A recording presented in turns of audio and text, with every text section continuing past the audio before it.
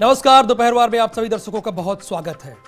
संसद लोकतंत्र का मंदिर है, ये बात अब महज किताबों में लिखी लगती है। इसमें बैठने वाले और बैठने की चाहत रखने वाले जो कर रहे हैं, जो कह रहे हैं, जो व्यवहार कर रहे हैं, उसे देखकर आत्मग्लानि होती है। ऐसी भाषा, ऐसे शब्द और ऐसी भाव भंगिमाएं कि देख और सुनकर शर्म आ जाए। क्या हो गया है इस देश के नीतिकारों और राजनेताओं को? वो अपने संस्कार क्यों भूल रहे हैं? आखिर ऐसा क्या हुआ कि ऐसी अभद्रता की जरूरत आन पड़ी? अपने प्रतिद्वंदियों को मात देने के लिए अभद्र भाषा के गोले बरसाकर वे क्या साबित करना चाहते हैं?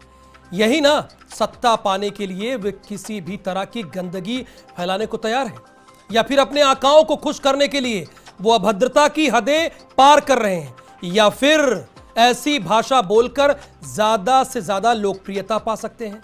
ऐसा लगता है इस देश में वोट की राजनीति अब पूरी तरह से चरित्रहीन हो गई है। राजनेता संसदीय संस्कृति को भूल गए हैं।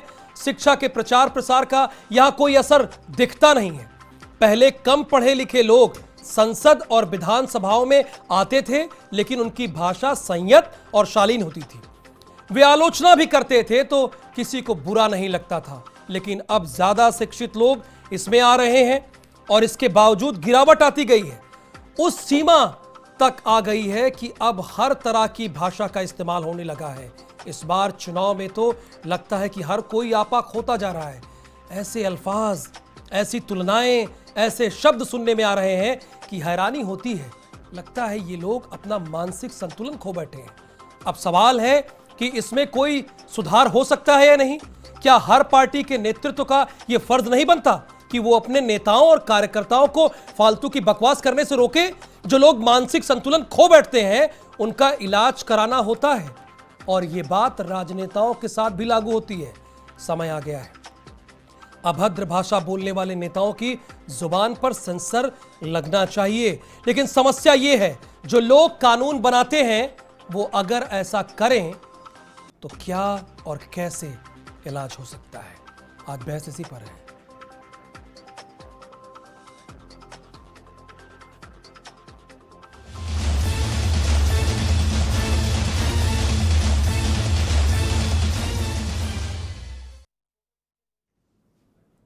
बहस शुरू करेंगे, लेकिन एक बार फिर से आपको लिए चलते हैं। सीएम योगी आदित्यनाथ अयोध्या पहुंचे हैं, एक दलित के घर पे पहुंचे हैं, वहां उनसे मिलने पहुंचे। ये तस्वीरें आप देख रहे हैं अयोध्या की। सीएम योगी आदित्यनाथ भी 72 घंटे प्रचार नहीं कर सकते हैं, लेकिन उत्तर प्रदेश के सीएम हैं, इस नाते वो अपनी जनता से मिल सकते हैं, उनके दुख दर्द को समझ सकते हैं। देखिए, चुनाव आयोग ने इन पर भी बैन लगाया है, यानी कल तक ये प्रचार प्रसार नहीं कर सकते। कल दूसरे चरण का मतदान है, तब तक ये प्रचार प्रसार नहीं कर सकते। मायावती आज से फ्री हो जाएंगी शाम 6 बजे से, लेकिन सीएम योगी आदित्यनाथ पर यह बैन कल तक लगा रहेगा। चना गुड़ खाया। ये देखिए, अगर ये तस्वीरें आती रही ना राजनेताओं की तो अच्छा लगता है। तो सवाल ये है कि चुनाव आयोग का जो डंडा चला है 4 राजनेताओं पर, अगर यही डंडा Bharatiya Janata Party, Congress, Samajwadi Party, RLD, Basapa अगर समय समय पर चलाते रहेंगे तो जो नेता बदजुबानी करते जा रहे हैं, बेलगाम होते जा रहे हैं, शायद वो ऐसा ना करें। उन्हें लगेगा कि हमारे ऊपर भी कोई है। जब कोई फिल्म रिलीज होती है तो आप देखते हैं कि सेंसर बोर्ड बकायदा उसे पास करता है। ए, बी और यू इसी श्रेणी में पास करता है। अब क्या ये जरूरत राजनेताओं की भाषा पर नहीं आन पड़ी है? आप सोचिए, ग्रेड सिस्टम बता दिया जाए वोट के लिए, मुसलमान का सीधे इस्तेमाल कर दिया जाए, यानी हिंदू, मुस्लिम, सिख, ईसाई हम सुनते आ रहे हैं, पढ़ते आ रहे हैं एलकेजी से कि ये आपस में भाई भाई होते हैं, और जब बड़े हो जाए तो हम ये सीख जाए कि मुस्लिम वोट दे दीजिए आप, अली आपके हैं, बजरंगबली हमारे हैं, ये आप कहिएगा, अश्लील कपड़े ना पहनिए, आप ब्यूटी पार्लर में ना जाइए, तुम मुझे ताकत दो मैं तुम्हें हथियार दूंगा। इन सारे शब्दों का इस्तेमाल होना चाहिए। यानी जनता का ही तो वोट चाहिए ना। आप काम कीजिए, सिर्फ ताली के लिए नहीं कि आप ताली बजा दिए। जैसे छोटा बच्चा होता है, उसकी शरारत आपको बड़ी अच्छी लगती है, आप ताली बजा देते हैं, लेकिन आप क्या संस्कार दे रहे हैं? तो क्या राजनेता भी उसी तरह होते जा रहे हैं? ये समझना होगा। तमाम खास मेहमान इस डिबेट में हमारे साथ जुड़े हैं, उनसे बातचीत करेंगे, उनकी राय लेंगे। लेकिन सीएम योगी आदित्यनाथ देखिए पहुंचे हुए हैं, एक दलित के घर पहुंचे हुए हैं, खाना खाने पहुंचे हुए हैं। सीएम योगी आदित्यनाथ पर भी बैन लगा है, ध्यान ये दीजिएगा। सीएम योगी आदित्यनाथ ने यह बताया कि अली और बजरंगबली में फर्क क्या है। आपको आपका अली मुबारक और हमारे बजरंगबली हमको मुबारक। लेकिन यह बयान निकला कहां से? जब बसपा की सुप्रीमो मायावती ने जिक्र किया सहारनपुर की रैली में, देवबंद में, उन्होंने ये बात कही कि देखिए मुस्लिमों का वोट बंटने ना पाए। तो क्या बसपा की सुप्रीमो जो कि सर्वजन हिताय सर्वजन सुखाय की बात करती हैं, उनको सिर्फ मुस्लिमों का वोट पाना चाहिए था? या वो इमरान मसूद से डर गई थी, कांग्रेस के प्रत्याशी से, इसलिए कहा? यह बात होनी चाहिए क्लियर और समझ में आनी चाहिए। सिर्फ जीत के लिए और पार्लियामेंट में पहुंचने के लिए, वहां पर पहुंचने की चाहत रखने के लिए आप किसी भी भाषा का इस्तेमाल करेंगे। आप जनता में एक सकारात्मक संदेश नहीं देना चाहेंगे। और मैं तो यह भी कहूंगा कि किसी भी गठबंधन को आप शराब नहीं कह सकते। अब उसमें सा और शाह में मत फंसिएगा, चूंकि आपके साथ ही वो लड़ रहे हैं, कदम से कदम मिला के चल रहे हैं। उनकी भी मंशा है कि वो इस देश को आगे ले जाएं। ठीक है, वो पिछड़ रहे हैं तो आप उनके गठबंधन को शराब और शराब कहेंगे? शराब का मतलब भी धोखेबाजी होता है, बहुत क्लियर है। और तमाम खास मेहमान हमारे साथ इसी डिबेट में जुड़े हुए हैं। भारतीय जनता पार्टी के प्रवक्ता है, कांग्रेस के प्रवक्ता है, समाजवादी पार्टी के प्रवक्ता है और साथ ही साथ आरएलडी के प्रवक्ता है। आप सभी चारों मेहमानों का बहुत स्वागत। यशवंत जी आपका बहुत स्वागत, ये कांग्रेस के प्रवक्ता है। ओपी सिंह जी आपका भी बहुत स्वागत, ये भारतीय जनता पार्टी के प्रवक्ता है। नाहिद लारी खां जी ये समाजवादी पार्टी के प्रवक्ता हैं। इनके नेताओं ने किस तरह की जबान का इस्तेमाल किया, निश्चित तौर पर इन्हें भी अच्छा नहीं लगा होगा। और आरएलडी के प्रवक्ता हैं अभिषेक वाजपेयी जी, आपका भी बहुत स्वागत। ओपी सिंह जी क्या हो गया, आपको जनता को वोट दी तो चाहिए ना? अगर जनता का वोट चाहिए, इस डिबेट में जितने प्रेम मोहब्बत से आप मुझसे बात करने जा रहे हैं और इस डिबेट के जरिए मैं उम्मीद करता हूं कि आप इसी तरह से बात करेंगे। मैं उम्मीद करता हूं कि जनता के पास भी जाएंगे और यही प्रेम और मोहब्बत का संदेश देंगे, तो जनता भी तो वही सीखेगी ना। आप तो कह रहे हैं कि हम देश के मुखिया हैं। जब देश के मुखिया का चुनाव होने जा रहा है तो कुछ भी जो मन में आएगा वो बोल जाएंगे सर, जो मन में आए वो कह जाएंगे। ये प्रधान का इलेक्शन होने जा रहा है क्या? वो भी इस तरह की भाषाओं का इस्तेमाल वहां भी नहीं होता, मैंने वहां भी देखा है।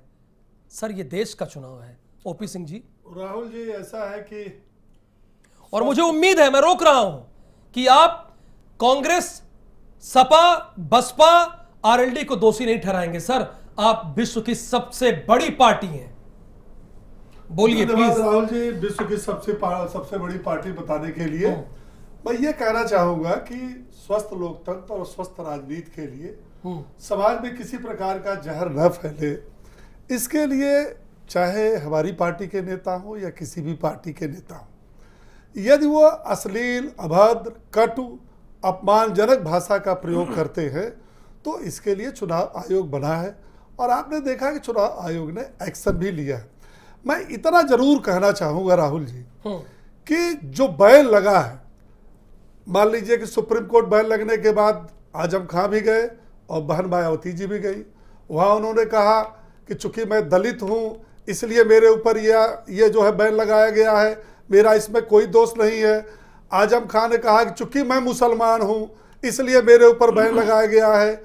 सवाल इस बात का उठता है कि जब आप अपनी कट भाषा का प्रयोग करते हैं तो इसमें हिंदू, मुसलमान, दलित ये कहां से आता है? अभिषेक दूसरी बात राहुल जी, मैं आ रहा हूं कि आप एक बात का जरूर ये डिफिनेशन होना चाहिए, किसने क्या कहा। क्या कहा योगी जी ने, क्या कहा बहन मायावती जी ने, और क्या कहा आजम खां ने, और क्या कहा मेनका गांधी ने। अगर आप चुनाव में आप मुस्लिम मतों के ध्रुवीकरण की और अपनी तरफ मांग करते हैं तो उसमें योगी जी ने कहा कि ठीक है हम बजरंगबली के भक्त, अगर आपको अली तो बजरंगबली। चुनाव आयोग ने एक्शन लिया। हम तो हाथ सुनिए, ओपी सिंह जी, ना सुनिए, सबका साथ सबका विकास कर रहे हैं, कह रहे हैं, तो हमने कहा क्यों नहीं हजरत अली चाहिए भाई? हिंदुओं का सारा वोट दो, मुसलमानों का वोट मुझे मत दो। मैंने तो ये नहीं कहा, उनकी तरफ तो नहीं कहा ना कि मुस्लिम वोट मुझे चाहिए। बिल्कुल सही, ये सिद्धू राहुल भाई बिल्कुल सही कह रहे हैं, ये बिल्कुल सही कह रहे हैं कि इन्होंने नहीं कहा, इन्होंने कहा ही नहीं, भारतीय जनता पार्टी ने ये सुनिए, अभिषेक जी मैं रिसर्च करके आया हूं, आरएलडी के राष्ट्रीय उपाध्यक्ष क्या क्या कहते हैं ना, ट्वीट क्या करते हैं मुझे पता है सर, बोलने दीजिए, आपकी बारी भी आएगी। हाँ बोलिए। राहुल जी मैं ये कहना चाहता हूँ कि ये जितने लोगों ने बोला है भारत से, एक आजम खां के ऊपर जो समाजवादी पार्टी के बहुत बड़े, मेरे सवाल का जवाब मैं पूरी कहानी ओपी सिंह जी, ओम प्रकाश जी नहीं बता, मैं मेरा ये बताइए, ये बताइए, सुनिए, अभी आपके मतलब उत्तर प्रदेश के सीएम योगी आदित्यनाथ एक दलित के घर गए, प्रधानमंत्री आवास योजना के तहत उन्हें घर मिला है, तो ये बताइए ना कि प्रधानमंत्री आवास योजना दिया, आगे और देंगे। एक शब्द और सुन लीजिए। हाँ, तो इन लोगों ने किया, इस पर चुनाव आयोग ने एक्शन लिया, लेकिन क्या आजम खां जैसे लोग और जहां अखिलेश यादव मंच पर बैठे हो और किसी माँ बहन की जो है अंदर के कपड़े की जो है रंग बताया जाए, ये सारे सब क्या एक हो गए? ये बिल्कुल ठीक है, ये सारे अपराध एक हो गए। हिमाचल प्रदेश में क्या हुआ? हिमाचल सारे अपराध हो गए सर, हिमाचल प्रदेश में क्या हुआ वो भी उन्होंने कहा है, तो मैं पहले ही कंडम करता हूँ, मैं स्वीकार कर रहा हूँ कि अगर उन्होंने कहा चुनाव आयोग उनके खिलाफ एक्शन ले रहा है। नाहिद लारी जी बहुत शांति के साथ आप बैठी हैं, देख रहे हैं ना, ये जो गलतियां कर रहे हैं उसके लिए माफी मांग रहे हैं, लेकिन आपकी तरफ इशारा हो जाता है, घूमकर आप ही की तरफ इशारा आ जा रहा है। मतलब ये कब तक इमोशनल ड्रामा चलता रहेगा भाई, कि मैं दलित हूं, मैं मुस्लिम हूं, कब तक इमोशनल ड्रामा चलता रहेगा?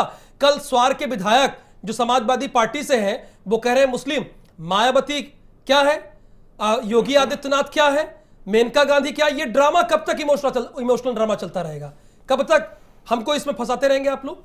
देखिए, पूर्व मुख्य निर्वाचन आयुक्त, आज मैं अखबार में पढ़ रही थी, एसके अग्रवाल जी ने स्पष्ट कहा है कि चुनाव आयोग के पास बहुत सारी शक्तियां हैं, लेकिन उनके अंदर इच्छा शक्ति का अभाव नजर आ रहा है। तो मैं ये कह रही हूँ कि पहले भी जो चुनाव आयुक्त रहे, चाहे टीएन सेशन रहे हैं, चाहे कुरैशी साहब रहे, वो सब कितने स्ट्रांग थे। यहाँ तक उत्तर प्रदेश के एक जज थे जगमोहन सिन्हा जी, इन्होंने 1975 में फैसला दिया था प्रधानमंत्री के खिलाफ कि प्रधानमंत्री ने चुनाव में गलत बातें की हैं। मुझे ये लगता है जिस अखिलेश यादव राष्ट्रीय अध्यक्ष है 33% आरक्षण की बात करते हैं, कल पूनम सिन्हा ज्वाइन की, डिंपल यादव ने ज्वाइन कराया, अगर अखिलेश यादव मंच पर बैठे रहेंगे, आजम खां कुछ भी बोल देंगे महिलाओं के बारे में, आपको अच्छा लगेगा, आपको ठीक लगेगा ये चीज? मैं राहुल जी आपको जवाब दे रही हूँ इस बात का। मैं 1975 में जब जगमोहन सिन्हा जी ने एक प्रधानमंत्री, सिटिंग प्राइम मिनिस्टर के ऊपर उन्होंने फैसला दिया कि चुनाव में उन्होंने गलत प्रैक्टिसेस का उपयोग किया, तो ये फैसला इतिहास की, मुझे घुमा क्यों रही हैं आप मैम? नहीं, एक मिनट, चुनाव आयोग है, मुझे नाहिद लारी जी घुमा क्यों रही हैं आप मुझे? चलिए मैं आजम साहब पे बात कर लेती हूँ आपसे। आजम साहब पे बात करना चाहते हैं, मैं आजम साहब पे बताती हूँ। नहीं, मैं आजम खां पे बात नहीं करना चाहता हूँ, मना है, चुनाव आयोग ने कहा है कि उनका नाम भी न लीजिए, मना है। मैं ये जान रहा हूँ आपके राष्ट्रीय अध्यक्ष अखिलेश यादव जी, माननीय अखिलेश यादव जी जब बैठे थे मंच पर, तो कैसे ये कह गए, वो कैसे कह गए? वो देखिए, चुनाव आयोग से पहले वो क्यों नहीं रोक लेते हैं? आजम साहब ने मुझे अच्छा लगता है जब नाहिद लारी खां डिबेट में आती हैं, महिला सशक्तिकरण को मजबूत करती हैं, ये अच्छी बात है ना। मैं आपका बहुत सम्मान करती हूं और मुझे वक्त दीजिए ताकि मैं अपनी बात रख सकूं। प्लीज बोलिए, 2 मेहमान और है हमारे पास, उन पर भी आजम जी ने किसी भी महिला का नाम नहीं लिया, ये किसी भी वीडियो में नहीं दिखाई दिया कि उन्होंने महिला का नाम लिया। अब आप आ जाइए रामपुर की बात पर।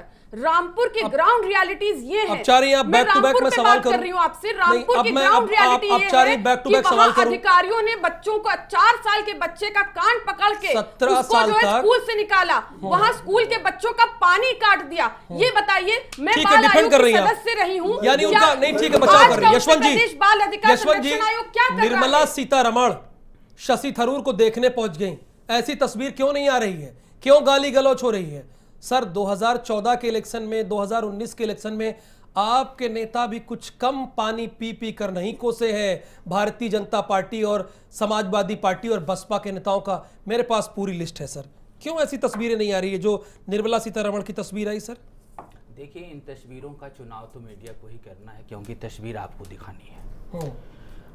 लेकिन जो मैं कहना चाहता हूं, चाहे वो हम अश्लील और अभद्र भाषा का इस्तेमाल करें, चाहे आप करें और चाहे हमारे अन्य प्रवक्ता करें या बड़े शीर्ष नेतृत्व करें, इस तरीके की चीज़ों को हम लोकतंत्र में अलाउ नहीं कर सकते। ये मुल्क अगर खड़ा है तो लोकतंत्र की वजह से खड़ा है, और लोकतंत्र में हमें अपने भाषा को, अपने थॉट प्रोसेस को और अपने आचरण को निश्चित तौर पे बेहतर बना के रखना होगा, जिससे लोकतंत्र परवरिश पा सके। लेकिन मैं ये कह रहा हूँ, मैं 2-3 चीज़ों पे इंगित करना चाहूँगा अगर आप समय देंगे तो। पहली चीज, समय तो मेरे पास नहीं है ना, चूंकि आज मुझे जनता को रिपोर्ट करना है सीधे पूरा, चूंकि देश के प्रधानमंत्री को सबसे पहले चोर किसने कहा, तो मैं आज तो मुझे कह लेने दीजिए। और अब एक बात और बता दूं आपको, और आप पढ़े लिखे लोग हैं सर, आप जानते हैं, आप भी लॉ को समझते हैं। आप बोलने तो दीजिए। जब तक आरोप सिद्ध नहीं हो जाता तब तक आप मुजरिम और मुलजिम में फंसे रहते हैं। मुझे हम पर तो ये दबाव होता है कि आप मुजरिम और मुलजिम ना कहिए, आप कुछ भी कह ले। मुझे बता दें, आजम साहब को तो नोटिस के बिना उनको आरोपी। अब समस्या ये है कि आप जिससे प्रश्न किए हैं उससे प्रश्न लेंगे नहीं तो फिर दिक्कत होगी। मैं ये कह रहा हूँ, आजम साहब है, एक मिनट सुनिए, आजम साहब है, नाहिद लारी जी आजम साहब आपको लग रहा है? आजम साहब है, आपके लिए नहीं होंगे?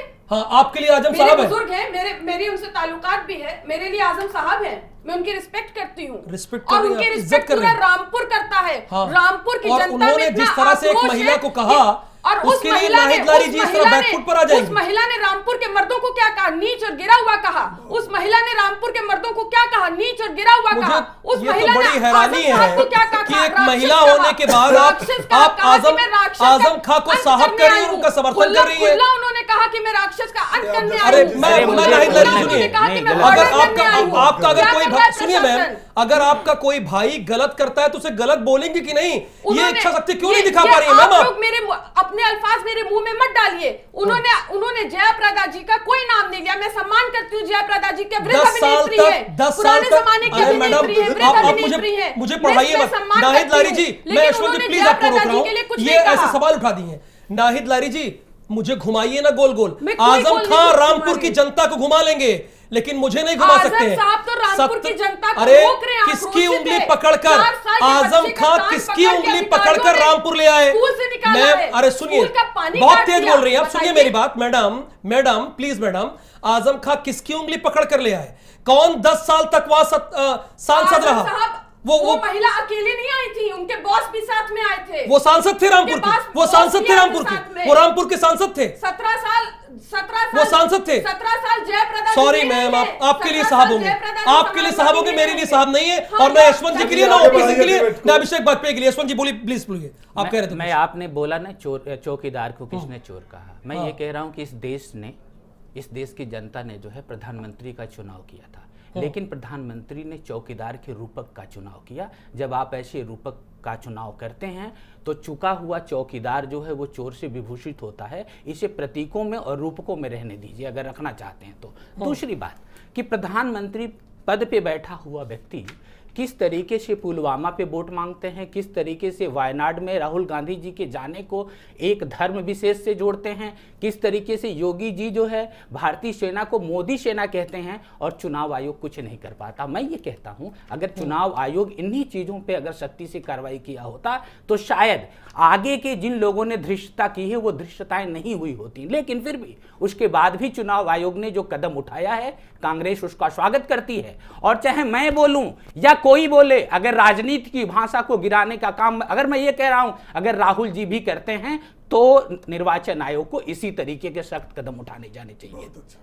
कोई भी बोले, किसी भी व्यक्ति को हम अलाउ नहीं कर सकते। इसी बार में उन्होंने क्या किया वो सबके सामने है। अभिषेक वाजपेयी, बारी आपकी है।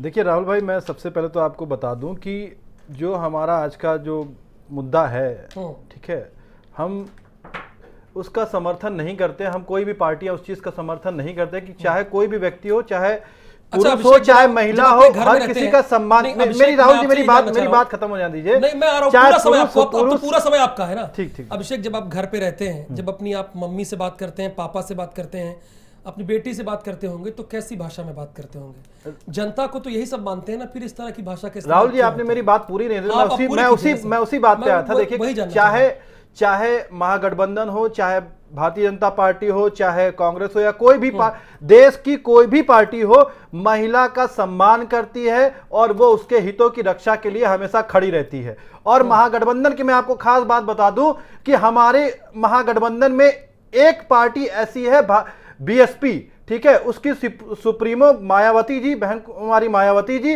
वो खुद एक महिला है। आप इस बात का ध्यान कीजिए, हम बाकायदा महिला को सम्मान देते हैं। माननीय जयंत चौधरी जी और चौधरी अजीत सिंह जी, चाहे वो अखिलेश यादव जी हों, हर कोई महिला का सम्मान देता है और मायावती जी को भी सम्मान देता है। और अभिषेक वाजपेयी गलत तो कह नहीं पाएंगे, सम्मान वाली बड़ी बड़ी बातें हैं। अभिषेक वाजपेयी क्या गलत को गलत कह सकते हैं? अभिषेक वाजपेयी भारत समाचार पर डंके की चोट पे मैं बोल रहा हूं। अभी आप देखिए कैसे डिफेंड करेंगे, देखिए सुनिए, अभिषेक वाजपेयी देखिए कैसे डिफेंड करेंगे। आजम खान ने जो कहा, बताइए आप, अब देखिए मैं आपको बता दूं। हाँ, अब बताइए, देखिए कैसे डिफेंड कर, ये मैं दावा कर रहा हूं कि अभिषेक वाजपेयी डिफेंड करेंगे। अब बोलिए आप। ये बात राहुल जी, ये बात आप अपनी पब्लिसिटी के लिए मत कीजिए, आप इस चीज को देखिए। हम तो पूरी उत्तर प्रदेश की जनता जानती है, 10 साल से एंकरिंग कर रहा हूं। अब मुझे पब्लिसिटी की कोई जरूरत नहीं है अभिषेक भैया, मुझे कोई जरूरत नहीं है पब्लिसिटी की। आप बयानों को तोड़ मरोड़ करके भी नहीं दिखाएंगे। तो जरा बता दीजिए ना, आप महिलाओं के सम्मान की बात करते हैं, अभिषेक वाजपेयी महिलाओं के सम्मान की बात करते हैं। मैं दोपहरवार की इसी स्टूडियो में बोल रहा हूं कि कैसे उनका रामपुर में आजम खां का दिया गया बयान अच्छा लगने लगेगा। नाम कहां दिया आप मुझे ये बता दीजिए। मैं आ रहा हूं नाहिद लारी जी, बहुत समय दिया। मैं इनको छोड़ नहीं रहा हूं, मैं बीजेपी को छोड़ नहीं रहा हूं। इन्होंने हिमाचल प्रदेश में क्या कहा वो सब जानते हैं, क्या कहा सब। सबसे पहले अगर किसी ने गरिमा गिराई, मैं 1 मिनट आ रहा हूं, प्रधानमंत्री जी एक मिनट एक आदमी जलता था नहीं, ये बोलिए अभिषेक वाजपेयी जी, अगर बीजेपी वाले कुछ बोले तो गलत, कांग्रेस वाले यशवंत सिंह जी बोले कुछ गलत भाषा बोले वो गलत, लेकिन अगर गठबंधन वाले बोले तो उसको कहा जाएगा। देखिए उसमें ऐसा नहीं था, किसी का नाम नहीं लिया गया, किसी को कहा नहीं गया। अब जैसे आजम खान सबको बता लेंगे, अरे भाई मैंने भी लॉ किया है, मैं भी समझ रहा हूं, चीजों को जान समझ रहा हूं। वो अगर लफाजी कर लेंगे तो यहां पकड़ लिया जाएगा। हम लोग यही काम करते हैं, शब्दों को पकड़ने का और समझने का। अभिषेक वाजपेयी जो आरएलडी की टोपी लगाए हैं, आजम खान के बयान के साथ हैं कि नहीं, ये बता दीजिए। अभिषेक वाजपेयी प्रवक्ता, युवा प्रवक्ता। देखिए मैं आपको अच्छी तरीके से मैं पहले बता दूं कि कहीं भी जो आप आजम खान जी के स्टेटमेंट के बारे में बात करें उसमें किसी भी महिला का जिक्र नहीं है। नंबर 1 बात। नंबर दूसरी चीज कि अगर किसी ने गरिमा, सुनिए एक चीज, मेरी बात खत्म हो जाती है। मैं एक मिनट, नहीं, ये एक मिनट, आप यशवंत जी की बात को ध्यान सुन रहे थे कि नहीं? रूपक शब्द का उन्होंने इस्तेमाल किया था, तो आजम खान ने उसी का इस्तेमाल किया। 17 साल पहले उंगली पकड़कर सारी गलियों में घुमाया। वो राजनीति, उन्होंने ये कहा रहा किसी महिला को घुमाया, उसमें आप मुझे बता दीजिए। जब आप अभिषेक जी एक मिनट सर प्लीज, एक मिनट अभिषेक प्लीज, अभिषेक अच्छा कौन सा पुरुष था जो 10 साल तक रामपुर का सांसद रहा और आजम खान ने उंगली पकड़ के घुमाया? कौन पुरुष था ये बताइए आप प्लीज, कौन पुरुष था वो? मैं आपको बता दूं, क्योंकि आजम खान जी जो मेरे डिबेट का समय आप खराब कर रहे हो। किसी विधायक को या सांसद को हर किसी को सपोर्ट किया है वहां पे। हिमाचल प्रदेश में जो आपने राहुल गांधी के लिए कहा उसके लिए शर्मिंदा है कि नहीं आप? देखिए मैंने बहुत पहले राहुल जी कह दिया, मैं गठबंधन का व्यक्ति नहीं हूं कि आप 100 सवाल पूछिए जवाब एक ही आएगा और सब मिलकर के एक। अब ये नहीं होगा। नहीं, मैंने ये कहा पहली बार ही आपने मुझसे पूछा था कि चाहे हमारी पार्टी का हो या किसी पार्टी का हो, अगर वो गलत करता है तो चुनाव आयोग उनके विरुद्ध कार्रवाई करे। लेकिन आपको एक जानकारी दे दूं राहुल जी, यशवंत जी और आप धन्यवाद सर, प्लीज हमारे पास समय की कमी, मेरे ऊपर सर बहुत धन्यवाद आप सारे मेहमानों का, शुक्रिया सर, शुक्रिया बहुत बहुत धन्यवाद। समय आ गया है अभद्र भाषा बोलने वाले नेताओं की जुबान पर अब सेंसर लगाना चाहिए, लेकिन समस्या ये है जो लोग कानून बनाते हैं वही कानून को बिगाड़ रहे हैं। बहुत धन्यवाद, नमस्कार इस डिबेट को देखने के लिए।